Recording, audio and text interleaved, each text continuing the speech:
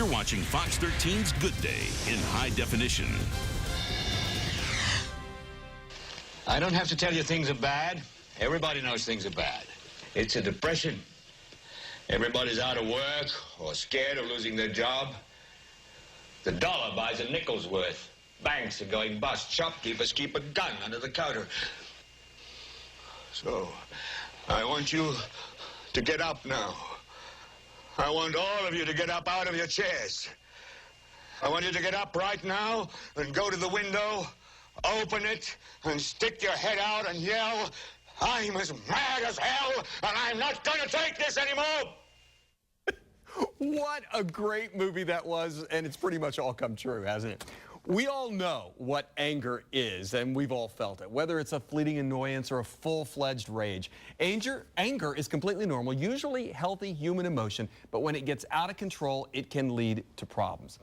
Chandra Alexander's author and a life coach. Good to see you. Good to see you too. Thanks. I was telling you in the break, I had one. I had a big one last week, and it was over this, what I thought was making me mad was over the stupidest of things. And you say that what you're really mad about isn't necessarily what's going on, is it? Well, I think what happens lots of times is whatever we're feeling manifests as anger. But what's really true is that anger often is sadness that's been flipped upside down. And lots of times when my clients come to me and they're really angry, I tell them, you know what, stop for a minute. How do you really feel? And if they really stop for a minute and they breathe, the next thing that happens is they begin to cry and they begin to get very sad, because what's really happening is that underlying feeling that you can't get to. So anger is really about sadness. It's about some sort of loss, something that you're letting go of.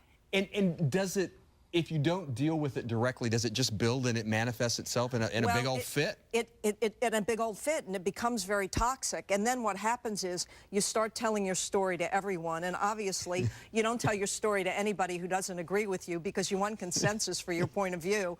And it just builds and builds, and the more you talk about it, the more hardwired it becomes. And before you know it, you're like a raging, crazy person, and the truth is you're just really kind of sad. You must have been. I'm laughing because I feel like you were following me around last week when all of this was going on. So, when you have things like this happen in your life, right, what do you do? I mean, how do you address it? Or do you just let it all out like that as long as it doesn't get too bad? Well, I don't think it's good. I think it's very toxic. I think when we walk around like that, and here's the deal, it's never about anybody else. We're the ones that suffer from that anger. It's a kind of feeling that eats you up from the inside out.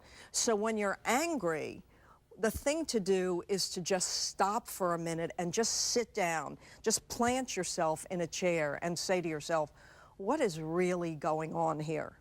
And I think that if you're able to do that, just get that little gap in there, what begins to happen is the real feelings about what's going on rise to the surface. You know, when you and I were just talking about this at the break, you know, what was really going on for you was something different than what you were speaking about and what you were manifesting. Yeah. Well, I mean, I don't mind putting it out there. Now, I'm putting my mom's moving into assisted living, and I've been trying to deal with all of that here and dealing with her in Texas, and it all got to me last week. And things like this happen to people, right? Well, the truth is, when you look at it, I mean, why would something like that make you angry? I mean, that's not something that would make you angry, but that is something that would make you sad. Right. Because that's a transition, and the truth is, when you put your mother in assisted living, it's never going to be the same.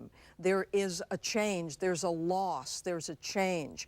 And what happens is, because it's very hard to be able to feel that, you then become angry. The truth is, you have to be able to grieve. You have to be able to understand that things are going to change, things are never going to be the same, and it's going to be okay. I don't want to get into a therapy session for myself. That's Quickly, I want to ask you this. Okay. But what about those people that you see that seem to be angry all the time? What's going on there? Well, people who are angry all the time are really very, very sad people. And those are the kind of people that need to really go somewhere and work with somebody and deal with this anger, because this anger is poison. It affects everybody around you, and mostly it just closes down your own heart. It's really bad. This was great today. Thank you. Thank You're you. welcome. Made me think. I hope it made some other people think as well. I do too. Chandra, thank you so much. You're You want to welcome. contact Chandra? We have our contact information. It's at our website. There it is right there. It's also at our website, myfoxtampabay.com, under the Seen on TV link. Now, he's never mad. He's always happy.